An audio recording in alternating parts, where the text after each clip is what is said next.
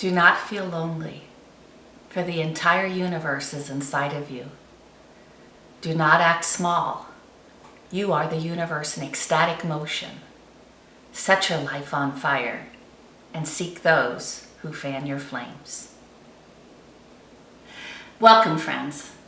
This is the Buckman Bridge Unitarian Universalist Church's weekly worship service, brought to you virtually during this time of social distancing. Today, our church's I Care Social Justice Ministry brings you a special message about how shared experience has the power to make our world a better place. As many of you already know, I Care teams from 38 Jacksonville churches, including ours, meet in the fall to share stories about our common community problems. Then in the spring, our churches gather together in a great assembly where we put an action plan in front of city leaders and ask them to make changes for the good of all. This year, due to coronavirus, there will be no great assembly. But the work and mission of I Care will continue now and over many years to come. We want to thank you for your contributions to I Care, and more broadly, for contributing to our church's shared story. Even in troubled times, we are at our best when we all work together.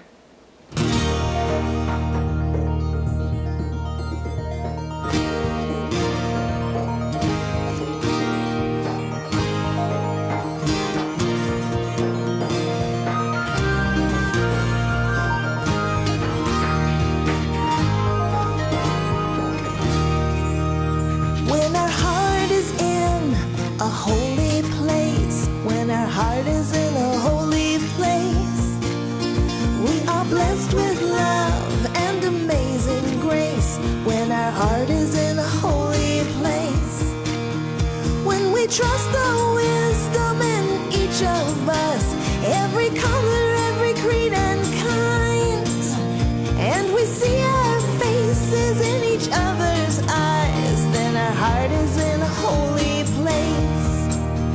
When our heart is in a holy place, when our heart is in a holy place, we are blessed with love and amazing grace. When our heart is in a holy place, when we tell our story from deep inside, and we listen with an open mind, and we hear our voices in each other's words, then our heart is in a holy place.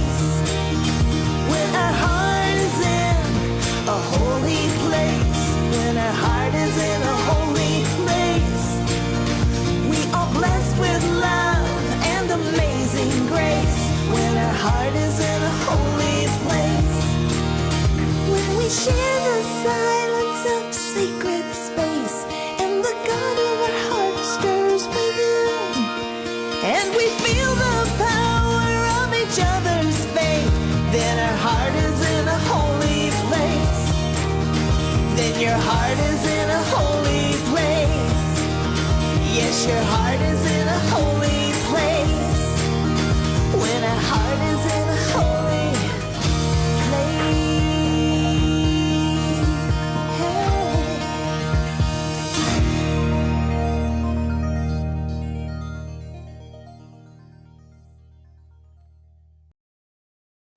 And now, our church's Director of Lifespan Religious Education, Chris Jarman, will share today's Time for All Ages.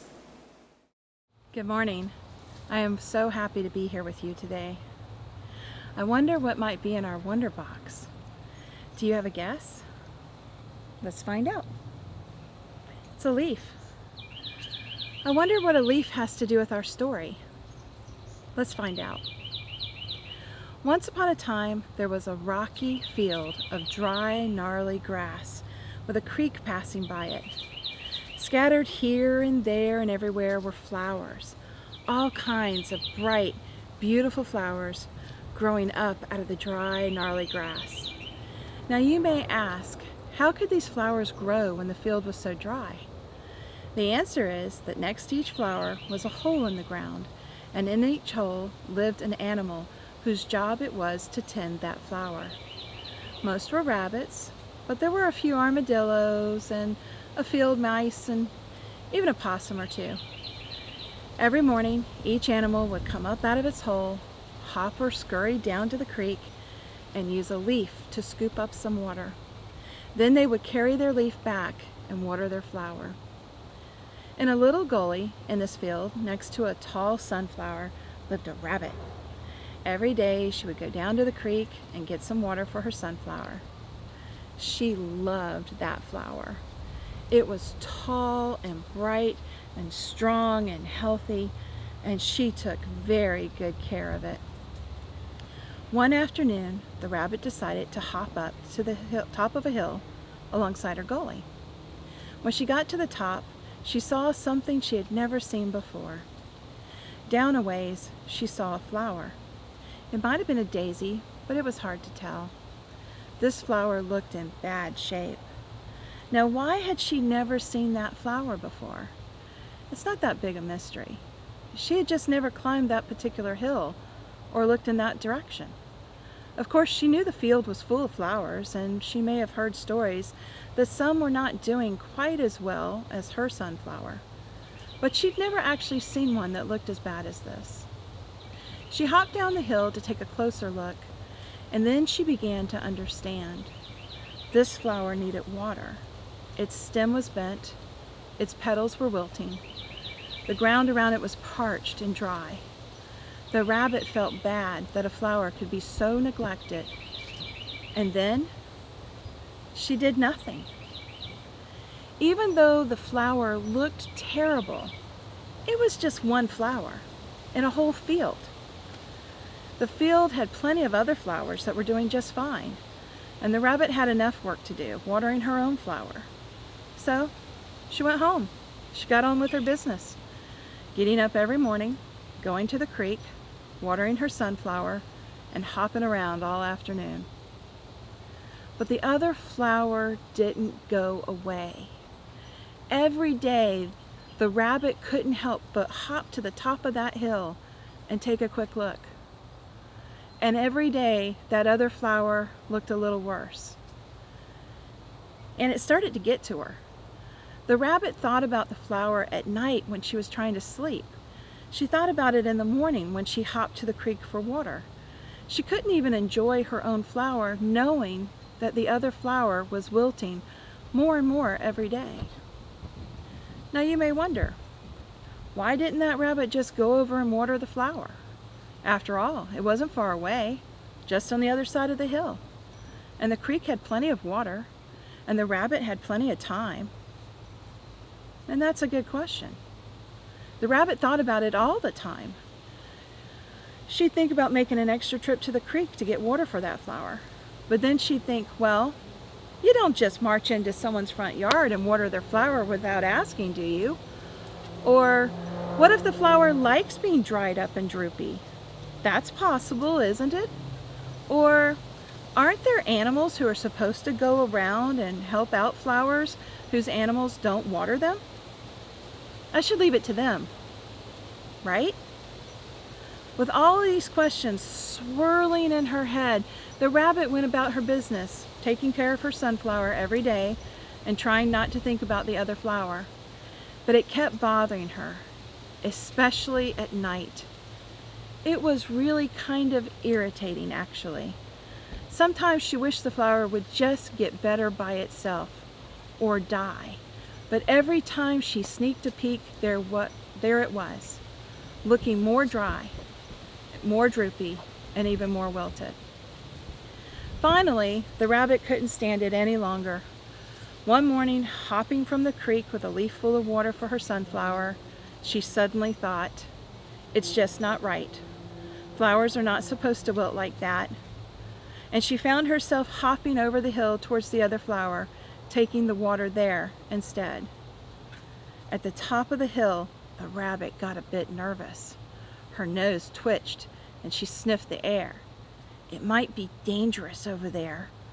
She shouldn't be watering other animals' flowers. But then she said, it's just not right, and kept going over the hill. The rabbit hopped close to the dry flower, and suddenly a possum popped out of the hole in the ground and yelled, "Hey, what are you doing?" "I'm going to water this flower," the rabbit said. "It's too dry, and if I don't water it, it will die." And the possum said, "What business is it of yours whether this flower dies? This is my flower. I'll take care of it how I want to take care of it. Go home and take care of your own flower."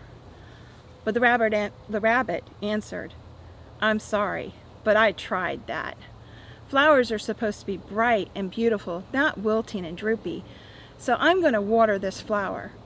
And she watered that drooping daisy right there in front of the possum as he fussed and mumbled and gave her mean looks. The next day she came back with a leaf full of water and watered it again. And she just kept going back. The possum continued to fuss and mumble and give the rabbit mean looks, but the flower started to look better. First the petals perked up, then the stem began to stand up a little bit straighter, and then its leaves started to fill out and get bigger, and the flower even grew taller. Strangely enough, as the daisy got brighter and healthier and taller and more beautiful, so did the rabbit's own flower, and so did every other flower in the field, even the ones she'd never watered, flowers she had never even noticed before. The whole field began to brighten as the colors of every flower became more vivid and the flowers stretched taller. It was almost as if there was water everywhere. How could that be? Were other rabbits and armadillos, field mice, and even possums sneaking around and watering other animals' flowers too? Or was it because when someone waters a wilting flower somewhere, all flowers everywhere grow a little brighter? I wonder, do you remember a time when you felt empathy and compassion like the rabbit? I wonder how the rabbit felt when it realized that all suffering is our own suffering. And I wonder if, like the rabbit, you see the interconnectedness of all living things. And with that, my story is told. Until next time. In a welcoming community, we find connection. In a spiritual community, we find meaning. In a sharing community, our joys are amplified. In a caring community, our sorrows are lessened. We take this moment to share our joys and sorrows in this community of mutual support. It is with sadness that we light a candle of sorrow for former member and trustee Carole Waters, who passed away April 15th at her home in Yakima, Washington, from complications of Parkinson's. Carole was a warm and lovely woman who enjoyed being part of our congregation. She loved people and had a wonderful way of finding joy and hope in the world around her. She was loved by many, and she will be missed. A candle of concern, our continued love and concern, go out to Karen and Kenzie's son, John, who has been undergoing chemo and radiation for many months. He's dealing with side effects, hospitalization, and monitoring for new metastases. We know Karen and Ken are concerned, yet unable to be with him at this time. Our love goes out to them as well. A candle of joy, birthday greetings for Jim W., who celebrates his special day on Monday the 27th. A candle of joy, a very happy anniversary to Dawn and Judy C., who also celebrate their special occasion on Monday the 27th. A candle of concern, please keep Caitlin R.'s aunt in your thoughts as she has tested positive for COVID-19. She has debilitating MS and is very high risk. Wishing her health and quick recovery.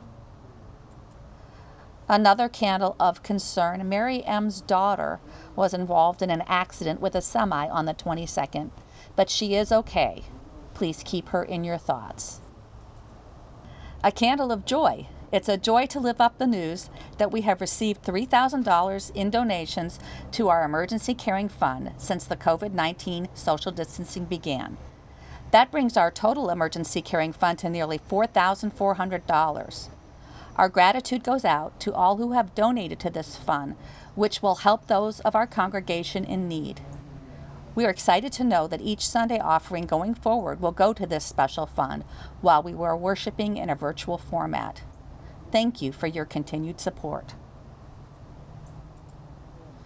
And one last candle represents all the joys and concerns that remain unspoken in our hearts. For today's meditation, we bring you a shared message from members of our church's I Care Justice Ministry team. The words are taken from a 2006 speech given by Barack Obama to Northwestern University's graduating class. There's a lot of talk in our country about the federal deficit, but I think we need to talk more about our empathy deficit, the ability to put ourselves in someone else's shoes, to see the world through the eyes of those who are different from us, the child who's hungry, the laid-off steel worker, the immigrant woman who is cleaning your home. As we get older, cultivating empathy becomes harder, not easier. There is no community service requirement in the real world. No one is forcing you to care. You are free to live in neighborhoods with people who are exactly like yourself and to send your kids to the same schools and narrow your concerns to what's going on in your own little circle. Also, we live in a culture that discourages empathy, a culture that too often tells us our principal goal in life is to be rich, thin, young, famous, safe, and entertained. A culture where those in power too often encourage selfish impulses. They will tell you that Americans who sleep in the streets and beg for food got there because they're all lazy or weak of spirit. That the inner city children who are trapped in dilapidated schools can't learn and won't learn, so we should just give up on them entirely. That the innocent people being slaughtered and expelled from their homes half a world away are somebody else's problem to take care of. I hope you don't listen to this. I hope you don't listen to this. I hope you don't listen to this. I hope you choose to broaden and not contract your ambit of concern. Not because you have an obligation to those who are less fortunate, although you do have that obligation. Not because you have a debt to all of those who helped you get to where you are, although you do have that debt. It is because you have an obligation to yourself, because our individual salvation depends on collaborative salvation. Because it's only when you hitch your wagon to something larger than yourself that you will realize your true potential and become fully grown. A church is a place for us to gather as a spiritual tribe. While we're not able to connect physically, we remain committed to offering inspiration and comfort to one another using our church website, YouTube page, and Zoom meetings. I'd like to encourage you also to reach out to one another personally. Look up a friend on Breeze, our member database. Reach out, ask them how things are going. You will feel less isolated, and so will they. This church is entirely supported by the voluntary generosity of our members and friends. Many of you contribute an annual pledge to BBUUC, but each week we also pass a plate as a symbol of our shared responsibility to care for this beloved community. Today, we invite you to contribute to our virtual plate by clicking on the link below this video. All contributions today will go to our church's Emergency Caring Fund, which helps members of our congregation who are most in need in this difficult time. We thank you for your continued support.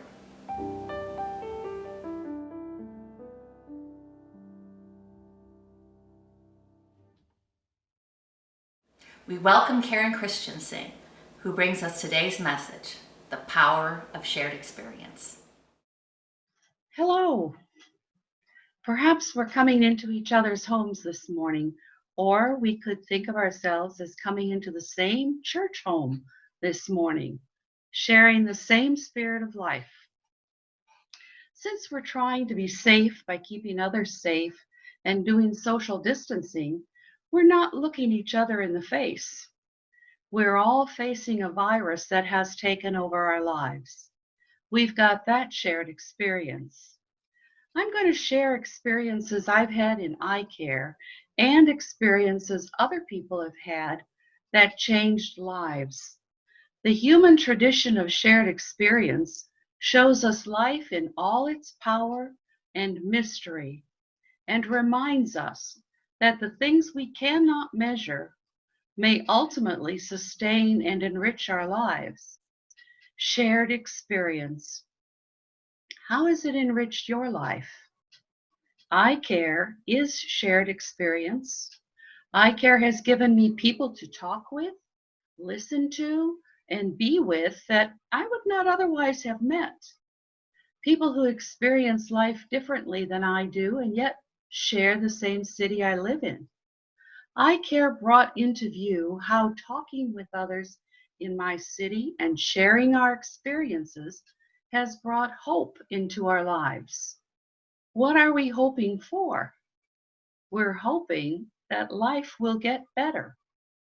We're hoping we can, by talking and sharing what keeps us up at night in our neighborhoods, what's hurting, and what we wish were different for us, can be sorted out every year and shared.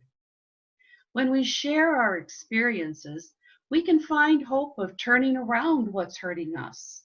We are not alone. We are an interfaith coalition of action, reconciliation, and empowerment. We are Eye Care. I'd like to read a story to you that comes from Kitchen Table Wisdom, which is one of my favorite books. Let me show you the cover. Kitchen Table Wisdom. It's written by Dr. Rachel Riemann. Dr. Riemann says that despite the awesome powers of technology, many of us do not live very well. We may need to listen to one another's stories again. Her unique perspective on healing comes from her background as a physician, a professor of medicine, a therapist, and a long-term survivor of chronic illness. She invites us to listen from the soul. This story from Dr. Riemann is about an experience that changed a life. Here's her story.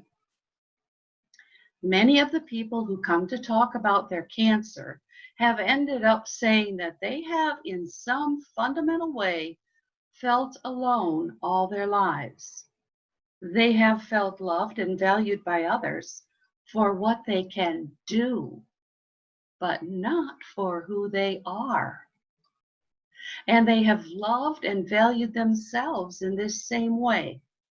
They've had relationships, lived among families, had neighbors, and worked with others. Yet they felt that they have never really known the people around them or been known by them.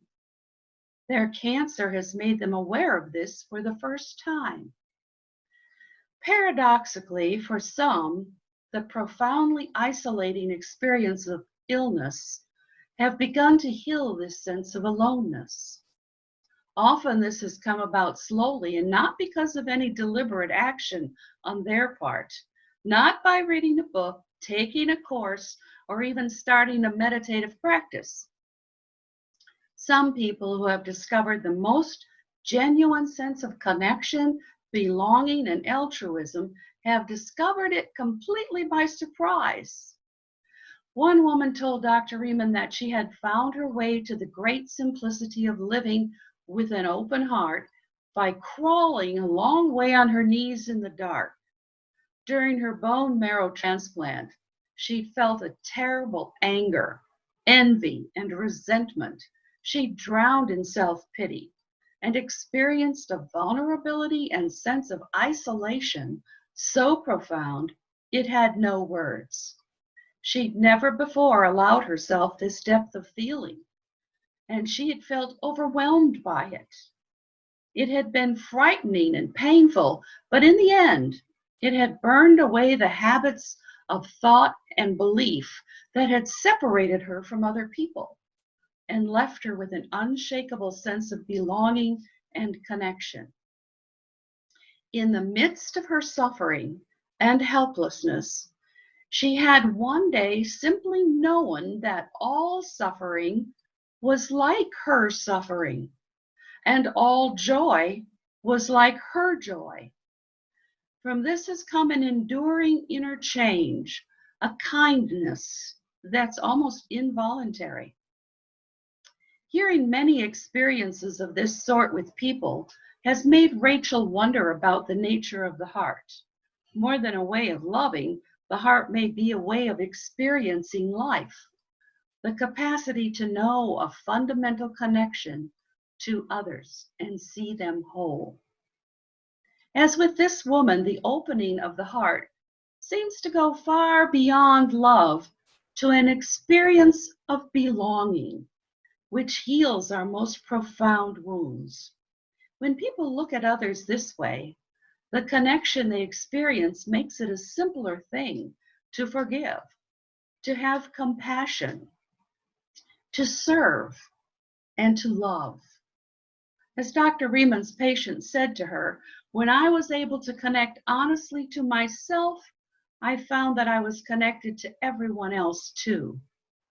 Perhaps the healing of the world rests on just this sort of shift in our way of seeing, a coming to know that in our suffering and our joy, we are connected to one another with unbreakable and compelling human bonds. In that knowing, all of us become less vulnerable and alone. The heart, which can see these connections, may be far more powerful a source of healing than the mind. That's Rachel Rieman's story from Kitchen Table Wisdom. Eye care has had some of the same shared experiences for me. When we have those house meetings in the fall and talk about what keeps us up at night, I feel hope because what is shared connects me to others who have problems like my own, from people who come to BBUUC. I'm connected. When as a team leader, I go to the first team leader meeting and share with people from all the other 38 eye care churches, I find that the people in those congregations also have problems that keep them up at night. We experience shared connections. When we vote on problem results that came up from all the churches in eye care at the Community Problems Assembly, our issues that came from shared connections are being voted on. We have several people here at BBUUC who are on research committees to identify solutions for issues that have been voted on. Here we meet local stakeholders to interview them. Solutions that have been successfully implemented in other cities are researched. 3 to 4 research committees are active at any given time. More shared connections. The culmination of the year's work is brought to the Nehemiah Action Assembly. What happens there? Well, public officials have the opportunity to answer questions they've been given in advance. They come because their constituents are present. There's some tension. People power is a real thing. We're using our shared connections to build more shared connections with people who have the power to alleviate some of the conditions that keep us up at night. I was surprised the first time I went to the Nehemiah Action Assembly. The people sharing had different worship music, different types of prayers, different ideas. What surprised me most, however, was the issues they were bringing to the people in power. Things were changing for the better. The mayor, the sheriff, the school superintendent, the attorney general, and other prominent movers and doers were saying yes to changes in the community for the better. Would it happen without people power? Doubtful. Just try asking for something in City Hall all by yourself. Right now, we're experiencing a pandemic together. The virus is in charge now, but we can use eye care strategy to overcome it. We can research, which is going on big time, and having people bond together. People have been creating new solutions for hospitals, schools, and working at home. Sometimes bonding together is done by staying apart with social distancing. Sometimes bonding together is by meeting on Facebook, computers, and Zoom. Sometimes current news helps, sometimes an old book that brings ideas blends with our ideas and we connect. Experiencing relaxation, meditation, sunshine, and love, knowing that all our suffering is like our suffering, and all joy is like our joy, will bond us together. It comes from a depth of feeling. Remember the story I read to you about the woman who was able to connect honestly to herself and then found she was connected to everyone else too? Maybe as in eye care, where we share our stories, we can begin to shift our way of seeing, a coming to know that in our suffering and our joy, we are connected to one another with unbreakable human bonds. In that knowing, all of us become less vulnerable and alone. As Rachel Reman's story said, the heart, which can see these connections, may be a far more powerful source of healing than the mind. Thank you for joining others at our Buckman Bridge Unitarian Universalist gathering this morning. You may not see everyone who has joined us, but it's wonderful to know we're together. Today's closing reflection comes from UU Minister Wayne B. Arneson. Take courage, friends. The way is often hard, the path is never clear, and the stakes are very high. Take courage, for deep down, there is another truth. You are not alone. Keep your heart wide open, though the waves wanna push you around. You gotta keep your heart wide open till your faith brings you back to solid ground. I'm gonna keep my heart. I'm gonna keep wide open. I'm gonna keep my heart wide open. Though these waves wanna push, though they want me around, though the waves wanna push me around, I'm gonna keep my heart. I'm gonna keep wide open. I'm gonna keep my heart wide open till my faith brings me back to solid ground. Until my faith brings me back to solid ground. We gotta keep our heart. We gotta keep wide open. We gotta keep our hearts wide open.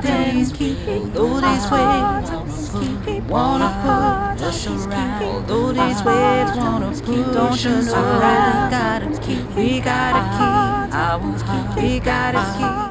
Namaste, blessed be, peace be with you. Until we see each other again, stay safe. Brings us back to solid ground. Till our faith brings us back to solid ground. Say hi. Hi.